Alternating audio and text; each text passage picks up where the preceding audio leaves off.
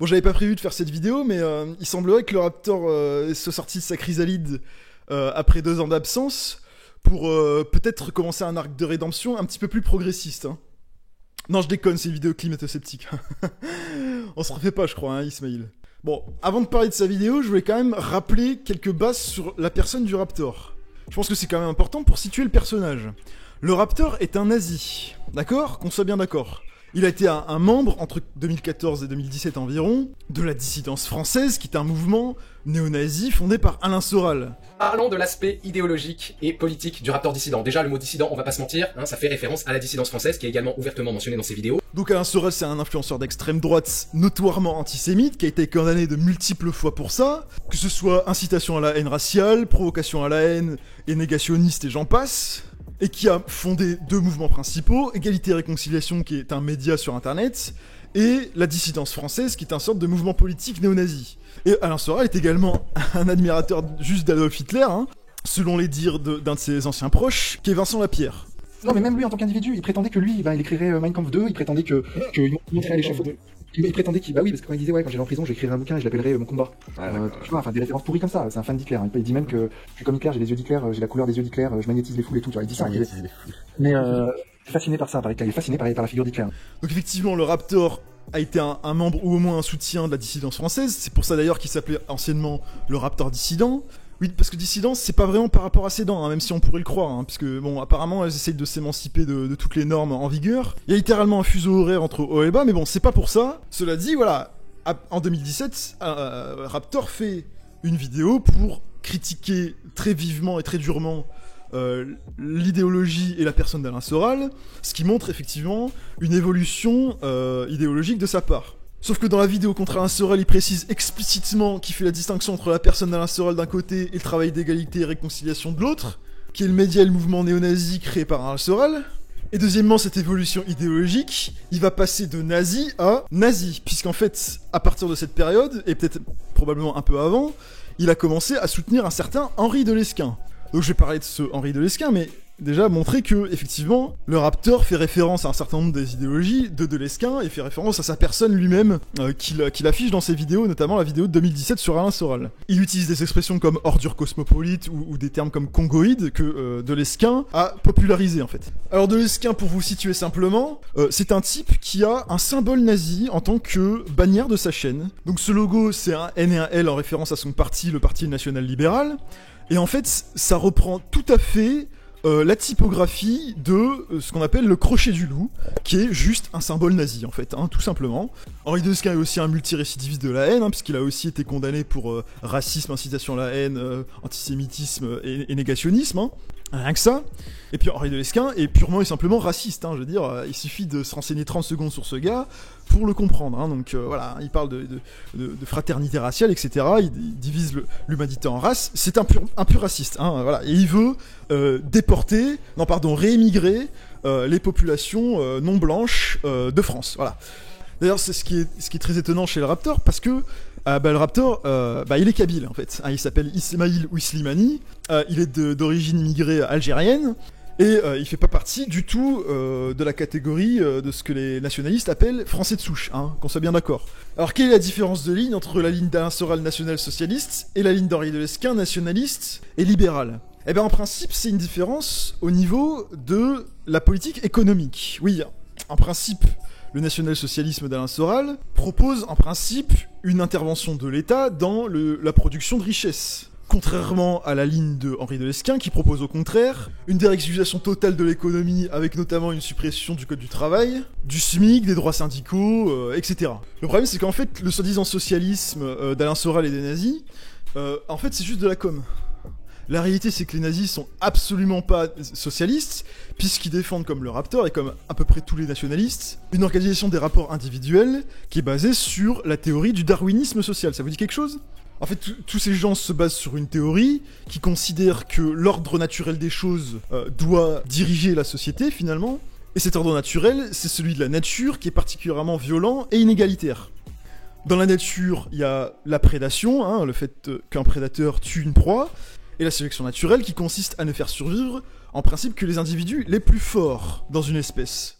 C'est pour ça qu'en réalité, les nazis n'étaient absolument pas socialistes, Alors après, c'est vrai que Hitler a soutenu la répression des mouvements ouvriers, qu'il a supprimé les syndicats non nazis, qu'il a globalement servi les intérêts des riches industriels, allant jusqu'à leur offrir de la main-d'œuvre gratuite, qu'il a promis, je cite, de libérer l'Allemagne du marxisme, qu'il a fait enfermer dès 1933 des milliers de socialistes et de communistes dans des camps. Et que Alain Soral, qui vient de sortir un livre pour parler de l'inégalité entre les humains, est en réalité beaucoup plus proche de la position d'Henri de Lesquen que le Raptor veut laisser croire. Bon, revenons à la vidéo du Raptor. Alors j'ai dit que sa vidéo était climato-sceptique, mais d'un autre côté, je suis aussi un des premiers à faire l'éloge du scepticisme, hein, comme je l'ai expliqué dans ma vidéo que j'ai postée en début septembre. Il faut bien voir que le premier quart d'heure de vidéo m'a surpris par la capacité du Raptor à faire preuve d'une certaine forme de nuance, aux antipodes de ce qu'il a pu produire historiquement. Parce que c'est vrai que si on ignore les premières minutes d'introduction, pendant le premier quart d'heure, il va juste décrire factuellement l'état des connaissances en matière climatologique aujourd'hui. Sauf que bon, toute bonne chose a une fin, et au bout d'un quart d'heure, il va commencer à dire n'importe quoi. Alors est-ce que je vais tout débunk pendant cette vidéo? Alors bien sûr que non, parce que déjà j'ai la flemme, puis là, surtout la loi de Branlodini, je sais pas que ça à foutre. Et puis de toute façon, je suis pas un expert du domaine. Alors en disant ça, il y en a qui vont dire « Ouais, mais si t'y connais rien, pourquoi tu fermes pas ta gueule ?» Pour une raison simple, c'est que le Raptor non plus n'y connaît rien. Et c'est pas dans les 2 ans où il a été absent qu'il a rattrapé son retard dans le domaine entre 2 séances de coaching de muscu en fait. Parce que la réalité, c'est que la vidéo du Raptor, c'est la traduction d'un livre appelé Unsettled, écrit par un physicien américain appelé Stephen Koonin. Alors j'ai pas de problème avec le fait de se baser sur un livre pour faire une vidéo, mais le problème c'est qu'il cite absolument jamais ce putain de bouquin en fait. Pas une seule fois, pas au début, pas au milieu, pas à la fin. En fait, comment j'ai su que le Raptor s'était inspiré fortement de ce livre pour faire sa vidéo? Eh bien en fait c'est simple, comme tout bon sceptique scientiste qui se respecte, je suis allé voir dans la description de la vidéo pour regarder s'il y avait des sources. Et il se trouve que le Raptor, anticipant ça, a fait un Google Doc pour expliquer à quoi on était des merdes de demander des sources pour une putain de vidéo en fait. Il a fallu que je lise une page entière de pleurnicherie et de mauvaise foi pour enfin avoir le nom du livre et de l'auteur. Du coup, pour contre-argumenter, je vais pas me faire passer pour quelqu'un que je suis pas, et j'assume de dire que je vais m'inspirer et même citer des passages d'articles que j'ai pas écrits. Et donc c'est des articles qui sont déjà âgés de quelques années et qui ont critiqué le livre de Koonin, dont le Raptor s'est plus que fortement inspiré, je le rappelle. Donc c'est parti. Le premier est un article du site Yale Climate Connections, écrit par Marx Boslow, un physicien de l'université du Nouveau-Mexique. Bon, je vais évidemment pas lire tout l'article, mais il dit connaître Koonin personnellement, et il explique même le processus d'écriture de son livre dans son article. Il montre à quel point le livre de Koonin est partial dès le titre et la 4e de couverture, une partialité vis-à-vis d'une exagération par la communauté scientifique du risque et de la menace existentielle qu'encourt l'humanité vis-à-vis du réchauffement climatique. Selon Boslow, la partialité de Koonin est devenue évidente dès l'introduction par son emploi d'un langage biaisé, exactement comme le Raptor. Selon Koonin, les climatologues ajustent les résultats des modèles pour masquer les défauts, l'alarmisme climatique domine la politique américaine, et il aurait brisé par inadvertance une sorte de code du silence comme le martèle de la mafia. Le livre de Koonin est complotiste, ce serait un complot de la part des élites, ayant pour objectif de minimiser l'incertitude et d'exagérer le risque. Mais selon Boslow, une incertitude accrue signifie justement des risques accrus. Boslow il fait les comparaisons suivantes: si un pilote n'est pas sûr d'avoir suffisamment de carburant pour vous amener à destination, si un astronaute n'est pas sûr qu'un astéroïde en approche manquera à la Terre, si votre médecin n'est pas sûr que vous souffriez d'une maladie incurable, et si vous n'êtes pas sûr d'avoir éteint le feu, dans chacun de ces cas, l'incertitude est troublante. Pourquoi Koonin pense-t-il que les questions non résolues en sciences climatiques sont une sorte de réconfort, alors que les conséquences de l'inaction peuvent être catastrophiques? Et pourtant, Koonin tire des conclusions totalement inverses. Koonin et le Raptor d'ailleurs attribuent à la communauté scientifique une certitude et un manque d'humilité qu'impliquerait pourtant l'imperfection des modèles de climat, d'où le titre de son livre Unsettled, traduit désétabli, qui explique l'idée que la science climatique serait établie. Et c'est totalement la rhétorique qu'on retrouve dans la vidéo du Raptor, il la reprend totalement. Koonin exprime cette idée plus explicitement avec la phrase « Les politiciens et les militants étaient soucieux de stipuler que la science était établie ». Or, selon Boslow, c'est complètement faux. Rien n'est jamais certain à 100% en science. Et la communauté scientifique de la science du climat a jamais affirmé le contraire. Et toi-même, tu le sais très bien, Ismaël, puisque tu t'es toi-même rendu sur le rapport du GIEC, et t'as même affiché et lu en vidéo les expressions d'incertitude dont les rapports sont bourrés, en fait. En fait, c'est des degrés de confiance qui sont exprimés dans ces rapports, jamais de certitude absolue. L'humilité, elle se voit d'autant plus avec les différents scénarios RCP dont Koonin et Raptor ont parlé, quoi. Et qui démontrent que les scientifiques étudient différentes hypothèses de réchauffement, et donc affirment en rien que le monde suivra une trajectoire certaine.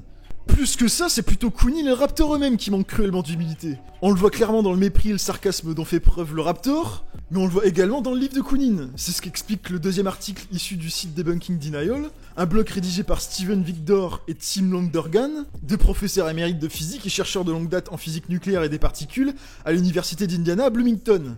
Dans cet article, les auteurs expliquent qu'en fait, le scepticisme affiché de Koonin, il est hypocrite. Je cite, « Il faut dire que le gros point d'interrogation sur la couverture du livre de Koonin est une ruse, destinée peut-être à faire comprendre à chaque lecteur qu'il peut décider par lui-même, sur la base de ce que Koonin considère comme sa présentation équilibrée et impartiale, si la science du changement climatique d'origine humaine est en fait si instable qu'elle retarde tout choix gouvernemental en matière de politique d'atténuation. Koonin lui-même n'est guère agnostique sur cette question, comme le résument les déclarations du chapitre d'ouverture, les lacunes des données climatiques remettent en question notre capacité à démêler la réponse aux influences humaines des changements naturels mal compris. La science est insuffisante pour faire des projections utiles sur la manière dont le climat évoluera au cours des prochaines décennies, et encore moins sur l'effet que nos actions auront sur lui. Koonin affirme donc assurément que la science est incapable de faire des prévisions climatiques. Moi j'ai envie de te poser une question à toi Ismaïl et à tous ceux qui remettent en cause la théorie de la communauté scientifique sur le réchauffement climatique d'origine humaine. Est-ce que vous avez vraiment envie de prendre le risque ? Est-ce que vous êtes prêt à prendre le risque d'aller à l'encontre de ce que préconise la communauté scientifique, et donc subir les conséquences en termes de catastrophes naturelles qu'elles induisent ? Alors apparemment j'ai la réponse, puisque en réalité, le Raptor et Koonin remettent en cause les conséquences en termes d'augmentation et d'intensification des catastrophes naturelles que induirait justement le réchauffement climatique d'origine humaine. Du coup, parlons de ces fameuses données. Donc le Raptor commence par parler de l'élévation du niveau de la mer, et il explique que l'élévation du niveau de la mer, il n'est pas corrélé avec les émissions de gaz à effet de serre depuis 1945, en expliquant qu'il s'agit plutôt de deux phénomènes cycliques, des cycles de 120 ans et des cycles de quelques dizaines d'années. Sauf qu'en fait, les données les plus récentes semblent aller complètement à l'encontre de ça. En fait, les chiffres de Koonin, ils sont vraiment obsolètes et imprécis. C'est ce qu'explique le deuxième article, celui de Debunking Denial, dans une étude statistique de 2019 basée sur les données des marégraphes, la bande bleue, et des satellites, la courbe rouge. On voit que le taux d'élévation en millimètres par an a augmenté régulièrement au cours des 5 dernières décennies, c'est-à-dire au moment de la plus forte augmentation de la température mondiale, une indication claire de l'accélération de l'élévation du niveau de la mer. Alors le Raptor explique que si on regarde les chiffres de la période entre 1945 et 1960, c'est-à-dire, je cite le Raptor, le début de l'augmentation significative des émissions humaines de CO2, on peut observer la tendance inverse. Sauf qu'en fait, ta courbe, on peut aussi interpréter de manière opposée à la tienne, en disant simplement que la concentration en CO2 dans l'atmosphère était plus faible avant 1970, que le climat était moins chaud, et que cette tendance à la baisse aurait continué sans réchauffement climatique. Je veux dire, la courbe, elle fait un putain de U parfait, quoi, quasiment. Et c'est exactement le même principe pour les ouragans. Et donc pour ce qui est des ouragans, le Raptor explique que l'évolution de la fréquence des phénomènes cycloniques les plus graves est en réalité cyclique, et donc pas liée au réchauffement climatique anthropique. Ce à quoi le deuxième article répond, je cite, « Bien que les impacts humains soient difficiles à détecter directement, des données récentes révèlent une nette augmentation de la fraction des ouragans depuis 1980 qui deviennent graves, c'est-à-dire qui atteignent les catégories 3 à 5 selon des données d'une étude de 2020. Cette étude montre que bien que des fluctuations importantes subsistent, la ligne moyenne continue suggère une augmentation de 25% des tempêtes violentes au cours de la période analysée. » Et puis la position de Koonin sur les phénomènes cycloniques a également été critiquée dans ce troisième article. Un article écrit par Bob Ward, qui est directeur des politiques et des communications au Grantham Research Institute and Climate Change and the Environment de la London School of Economics. Dans cet article, Bob Ward explique que, je cite, « Le professeur Koonin s'en prend à la couverture médiatique du lien entre le changement climatique et l'activité des cyclones tropicaux, affirmant qu'elle continue de propager des alarmes infondées. » Il cite un article de journal sur l'augmentation mondiale de la probabilité de dépassement des cyclones tropicaux majeurs au cours des 4 dernières décennies, et fait référence à un article sur le sujet paru dans le journal USA Today, qui résume les conclusions ainsi. Le réchauffement climatique d'origine humaine a renforcé la vitesse des vents des ouragans, des typhons et des cyclones dans le monde entier. Pour justifier sa plainte, le professeur Koonin attire l'attention sur la citation suivante, tirée du dernier paragraphe de l'article de la revue. En fin de compte, de nombreux facteurs contribuent aux caractéristiques et aux changements observés dans l'intensité des cyclones tropicaux, et cette étude ne tente pas de démêler formellement tous ces facteurs. En particulier, les tendances significatives identifiées dans cette étude empirique ne constituent pas une détection formelle traditionnelle et ne peuvent pas quantifier précisément la contribution des facteurs anthropiques. Cependant, le professeur Koonin omet la phrase qui suit. Du point de vue du scénario de la balance des preuves ou de l'évitement des erreurs de type 2, la cohérence des tendances identifiées ici avec les attentes basées sur la compréhension physique et les simulations de réchauffement climatique augmente la confiance dans le fait que les cyclones tropicaux sont devenus considérablement plus forts et qu'il y a probablement une empreinte humaine à cette augmentation. Autrement dit, Koonin a cité une étude qui démontre le rôle des émissions de CO2 d'origine anthropique dans l'augmentation de l'intensification des phénomènes cycloniques, mais n'a mis que ce qui va dans le sens de son point de vue, quoi. Après, il parle aussi des incendies, comme quoi la superficie des feux de forêt a tendanciellement diminué, sauf que selon le deuxième article, je cite, Cette diminution mondiale est fortement due à la diminution des incendies intentionnels allumés pour éliminer la végétation inflammable à des fins agricoles, en particulier dans des zones tropicales, ça c'est ce que dit le Raptor, par opposition aux incendies de forêt incontrôlés liés au climat qui ont de plus en plus dévasté certaines régions de l'Australie, de la Californie et du Canada par exemple, ces dernières années, selon une étude de 2020.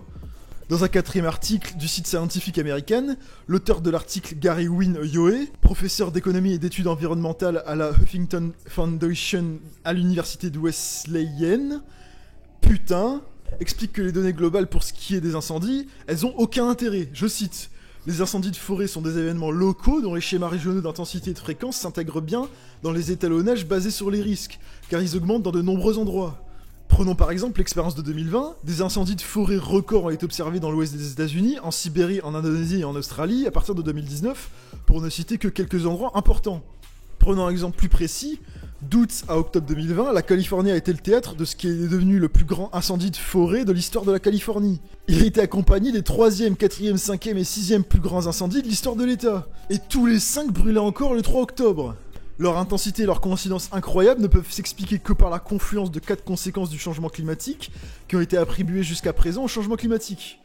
Un nombre record de coups de foudre nocturnes secs pendant une longue sécheresse record, une vague de chaleur record s'étendant de juillet à août, une décennie d'infestation de scolytes qui a tué 85% des arbres sur d'énormes étendues de forêt, et un réchauffement à long terme qui a prolongé la saison des incendies de 75 jours. Mais le Raptor va t'expliquer qu'en fait c'est la faute des pyromanes parce qu'évidemment il y a une épidémie de pyromanie ces dernières dizaines d'années. Hein. De toute façon, le deuxième article soulève autre chose d'important, le Raptor et Kounin ignorent des points fondamentaux, je cite. Outre les phénomènes passés en revue par Kounin, il existe plusieurs autres développements auxquels il ne fait référence qu'en passant, voire pas du tout. Il s'agit notamment de la diminution rapide de la taille des glaciers à l'échelle mondiale, du blanchissement des récifs coralliens et de la fonte rapide de la banquise arctique, ainsi que du permafrost dans les régions arctiques de l'Alaska, du Canada et de la Russie.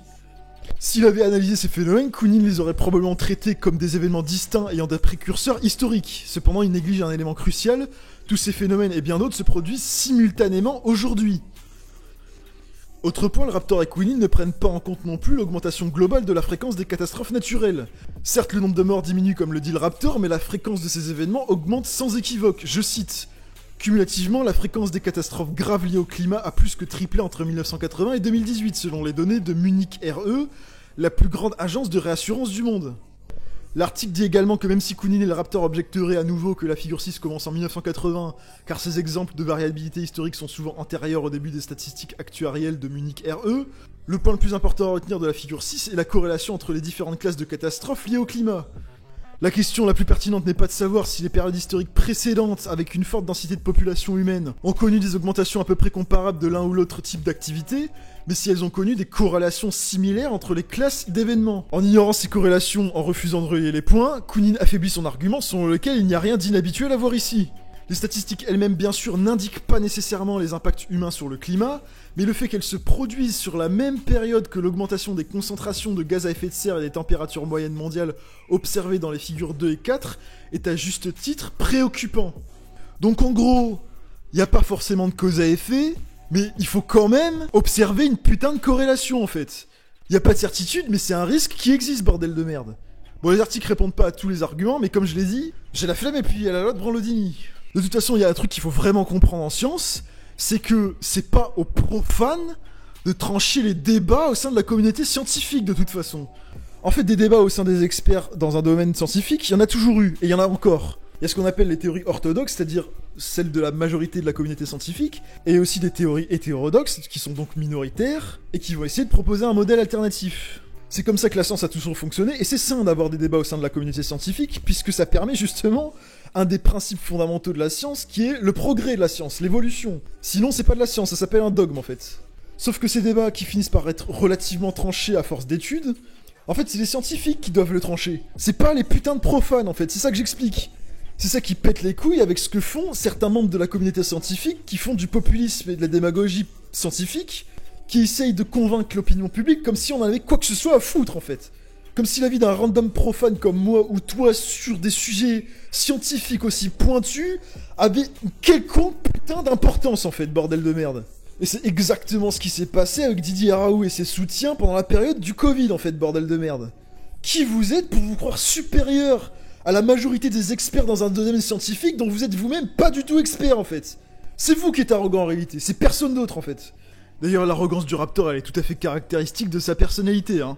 Vous vous doutez bien que quand on est nazi et qu'on croit au darwinisme social, on a plutôt tendance à se voir en haut de la hiérarchie humaine en règle générale. C'est exactement ce que pense le Raptor et c'est tout à fait cohérent avec sa manière de voir la question du réchauffement climatique en fait. Parce que pour lui, d'un côté, il y a la masse de la populace moutonnière manipulée et stupide, et de l'autre, il y a les libres penseurs comme lui qui sont au-dessus de cette masse, bien sûr. D'ailleurs, c'est exactement ce qu'il explique dans le Google Doc qu'il a fait dans les soi-disant sources, dans la description de sa vidéo, quand il parle du Covid. Je cite le Raptor, « L'expérience du Covid aurait dû définitivement vous vacciner contre la capacité folle d'un gouvernement et de ses relais médiatiques à propager des fausses informations par la terreur, le chantage et l'emprise émotionnelle des populations. » Sauf que ce que tu comprends pas, c'est que ton arrogance et ton mépris, en fait, c'est tout à fait banal dans la populace. C'est plutôt l'humilité qui est une qualité extrêmement rare dans la population. En fait, t'es extrêmement banal dans ton arrogance et ton mépris, mais en plus, t'as l'impression que t'es supérieur aux autres, mais t'es vraiment qu'une merde en fait. En fait, je pense que d'ailleurs, tu fais même partie des rares personnes qui seront jamais capables de comprendre quoi que ce soit en science, parce que précisément, un des fondements de la science, c'est le scepticisme qui demande un minimum d'humilité en fait. Parce qu'en plus, le Raptor, il est complotiste. Il considère que l'oligarchie politique et médiatique se sont accordés pour terroriser la population en inventant cette fameuse théorie du réchauffement climatique d'origine humaine, pour pouvoir justifier absolument toutes mesures qu'ils veulent, notamment des taxes et des restrictions à leur liberté de consommation. C'est pour ça que le Raptor fait énormément référence au Forum de Davos. Donc le Forum économique mondial, aussi connu sous le nom de Forum de Davos, c'est une fondation fondée en 1971 par l'économiste allemand Klaus Schwab. Et il est surtout célèbre pour sa réunion annuelle qui se tient à Davos, où se rassemblent des chefs d'État, des dirigeants d'entreprise, des intellectuels et d'autres personnalités influentes du monde entier, avec pour objectif officiel de discuter des défis mondiaux et de proposer des solutions pour améliorer la coopération internationale et les politiques économiques, environnementales et sociales. Et c'est cette concentration d'élites mondiales de toutes sortes qui est le terreau fertile des théories du complot les plus célèbres, notamment la théorie du nouvel ordre mondial. Le principe du nouvel ordre mondial, c'est que les élites du monde entier se réunissent pour instaurer, on sait pas trop pourquoi, un supra-état mondial et supprimer donc la souveraineté nationale. Et ça, évidemment, ça plaît pas du tout aux nationalistes. Pour le Raptor, ce nouvel ordre mondial aurait pour objectif, comme il le dit dans sa conclusion, de contrôler vos vies, de taxer 100% de votre salaire et de contrôler votre consommation en vous culpabilisant. Sauf que c'est absolument pas la réalité, puisque les véritables perdants d'un système de production écologiste, c'est justement les grandes entreprises et la finance. Donc justement les élites financières qui sont au Forum de Davos. L'immense majorité des militants écologistes vont justement t'expliquer que le système capitaliste particulièrement financiarisé et mondialisé n'est absolument pas cohérent avec la réduction des émissions de gaz à effet de serre en fait. C'est une putain d'évidence. La plupart des militants écologistes prônent plutôt un système de production décroissant en fait. Et va essayer de parler de décroissance au Forum économique mondial, les gens vont juste rironner parce que justement le principe même du système de production capitaliste actuel se base sur la maximisation des échanges marchands justement pour augmenter la quantité de richesse produite. C'est absolument aux antipodes de ce que proposent les écologistes en fait. D'ailleurs Ismaël, je vais t'expliquer vraiment ce qu'ils font au Forum économique mondial. En fait, officieusement, le Forum économique mondial, c'est comme un marché. Mais au lieu d'avoir des étals de fruits et légumes, en fait, c'est les États qui essayent de vendre leur système fiscal et social auprès d'investisseurs. Ils font la promotion de leur État, comme quoi ils auraient une fiscalité et des normes sociales avantageuses pour les investisseurs, et également des normes environnementales avantageuses aux investisseurs. Donc ils ont ni l'intérêt ni l'intention de changer le système de production actuel en fait. C'est exactement ce que reprochent les altermondialistes comme moi au Forum de Davos et aux autres événements comme les COP. De grands discours pour se donner bonne conscience, mais aucune mesure concrète et efficace. Et ça, t'aurais dû le comprendre direct en regardant l'évolution de la concentration en CO2 dans l'atmosphère, qui est toujours en augmentation linéaire. En fait, je vais vous expliquer pourquoi le Raptor a cette position. C'est parce que c'est un putain de nazi, en fait. Comme tout nazi qui se respecte, si tant est que les nazis aient une once d'amour-propre, ils considèrent que les relations interindividuelles, ils doivent se régler selon la loi de la sélection naturelle, en fait. Donc de la loi du plus fort. Et donc l'État ne doit pas intervenir dans l'économie, c'est ça que ça veut dire. Pour lui, toute forme d'encadrement de la production ou de taxes pour financer des services publics est une forme de violation des normes de la nature en fait. Donc pour lui, le socialisme et le communisme, finalement, il n'y a plus besoin d'argumenter puisque ça va de soi avec le XXe siècle. Et donc pour lui, la théorie du réchauffement climatique, c'est une dernière justification de l'intervention de l'État dans la production. Donc le nazisme que le Raptor défend est tout à fait cohérente avec la négation du réchauffement climatique d'origine humaine. Bon voilà, c'est la fin de la vidéo, je vais peut-être faire une partie 2, mais pour... Ah, qu'est-ce qu'il y a ? Kevin ? Bon, je dois vous laisser parce que ma meuf doit se faire tringler par un gars, en bon cucklord que je suis. Et puis, demain, c'est mercredi, c'est Daniel, c'est son préféré, c'est le plus âgé. Damoclès cri du cœur, l'archicuck du duché de Cuckland.